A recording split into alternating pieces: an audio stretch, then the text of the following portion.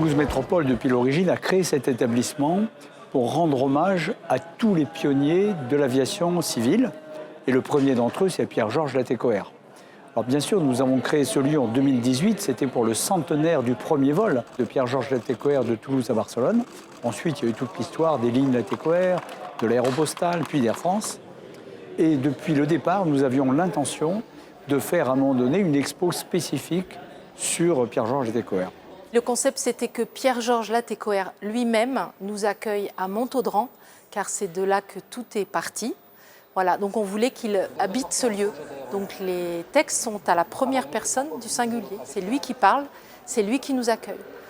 Le deuxième concept, c'était qu'on parle évidemment de sa vie, de ses défis, mais qu'on les superpose aux défis d'aujourd'hui, et c'est le changement climatique et de décarboner l'aviation, de réinventer l'aviation.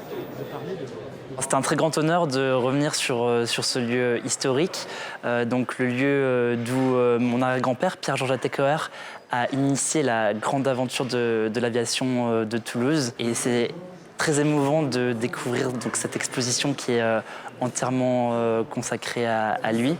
Cette exposition ainsi que le musée mettent vraiment en valeur ce lieu mythique ainsi que la mémoire des pionniers de l'aéronautique.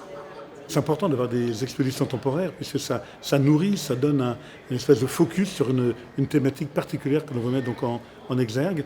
Donc cette année, nous avons effectivement choisi, là, pour les 2 ans qui viennent, de faire réfléchir un petit peu le public autour de Pierre-Georges Latécoère et le remettre en situation de s'il revenait, quelle serait sa lecture un petit peu de l'aviation d'aujourd'hui, quels seraient un peu les conseils qu'il pourrait donner au public qui va venir et comment déjà des startups, par exemple, se nourrissent un petit peu de son héritage. C'est beaucoup de transversalité, de réflexion partagée entre les équipes qui travaillent sur la conception d'exposition, sur l'animation que l'on va y monter, sur les projets éducatifs tournés vers les scolaires. Tous ces éléments-là, on les travaille très en amont. Et puis, on va regarder le maximum de partenariats autour de ce type d'exposition. Nous avons comme projet de reconstruire le Laté 28 à l'identique de l'époque, 1928-1929, mais le reconstruire avec la participation de lycées Pro et de lycée BTS de Midi-Pyrénées. Ce projet a été initié donc, par la Toulouse Métropole. On va commencer par la construction du fuselage et des ailes, et après on continuera sur l'ensemble des autres pièces. Cette racine de l'aéropostale, c'est ce qui a fait que le siège mondial de l'aviation civile avec Airbus est à Toulouse. Il faut se rappeler qu'à une époque, le choix entre Bordeaux et Marseille était interrogé parce que ce sont des ports où on pouvait acheminer des matières premières. Et puis ce qui a remporté la mise, c'est que Toulouse avait cette âme de l'aéropostale. En disant, voilà, construire ici l'usine de l'aérospatiale qui est devenue ensuite EADS, qui est devenue Airbus, eh bien ces racines de l'aéropostale ont remporté la mise et les décideurs de l'époque ont décidé de poursuivre le décollage de l'aviation civile mondiale à Toulouse.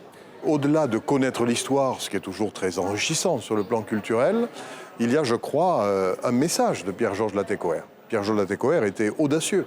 Il ne craignait pas d'organiser, de prévoir, de fabriquer ce qu'on appelle des ruptures technologiques. Et effectivement, ça c'est un message qui est pleinement actuel. Et le devoir de Toulouse, capitale de l'aéronautique et de l'espace, c'est de prévoir l'avenir, d'être capable de se remettre en cause, donc de lancer des programmes de recherche pour imaginer ce que sera l'aéronautique de demain. Et ça, c'est l'esprit de Pierre-Georges Latécoère. Alors oui, c'est vrai, j'ai marqué les débuts de l'aviation commerciale française. Toulouse Pioneers, c'est un groupe de 5 entreprises qui sont là pour relever les défis de l'aviation d'aujourd'hui. Ça regroupe Aura Aero, H3 Dynamics, Delair, Open Airlines et Latécoère. C'est des entreprises de Toulouse qui relèvent les challenges de l'aviation d'aujourd'hui, qui sont liés à la décarbonation de l'aviation. C'est une opportunité incroyable pour une entreprise comme la nôtre d'être associée à des noms comme celui de Pierre-Georges Latécoère. Et on se retrouve en fait beaucoup dans son parcours et humblement on aimerait suivre sa trace et donc être pionnier en fait dans ce que nous on fait, l'aviation hydrogène. Il y a énormément de choses à faire, il y a des risques à prendre. Et donc c'est évidemment une histoire qui nous parle, celle de l'envol des pionniers, de tous ces héros. C'est une opportunité de faire partie d'un collectif qui tire tout le monde vers le haut pour le coup. On est après quelques décennies d'une aéronautique qui certes a fait des progrès, mais qui maintenant va devoir faire un saut très important. On est au pied du mur. Donc on se serre les coudes. Des lieux comme ça nous permettent de montrer le chemin parcouru, les évolutions. Donc c'est vraiment important que des acteurs de l'aéronautique d'aujourd'hui soient associés à un lieu comme celui-ci qui fait mémoire, mais qui justement a très bien compris qu'il avait aussi un rôle à jouer pour projeter les générations futures et les gens dans l'aéronautique et le spatial de demain.